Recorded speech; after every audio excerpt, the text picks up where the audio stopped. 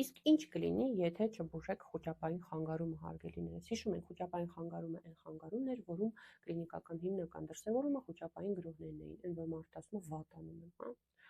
Հետևանք համար առաջին կլինի այն, որ միջգրողային ժամանակահատվածում դուք աստիճանաբար ավելի ու ավելի անհանգիստ ու լարված կլինեք եւ ձեր կյանքի որակը գնալով կընկնի, որտեղ միշտ սպասում եք ու վախենում եք առաջիկա գրոհից, ինչքան ժամանակ անցնում է, այնքան այդ վախը ավելի մեծանում։ Հետևանք համար երկրորդ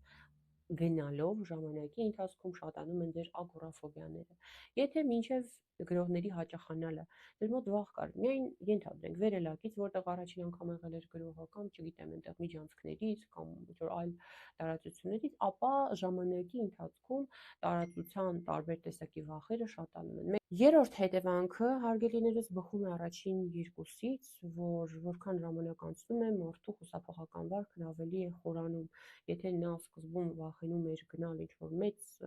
հեռու ավելի տարածքներ, մեծ տարածություններ, առևտրի կենտրոններ, հետո սկսում արդեն խուսափել կողքի շենքի խանութից, հետո բակել արդեն դուրս չի գալիս,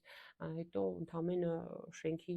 շքամուտք ամենակ դուրս գալիս ինչ-որ մեկին ճանապարհում ու այսպես շարունակ ընդհանուր մինչև թունը փակվելը։ Դա կոչվում է դեսոցիալիզացիա, որը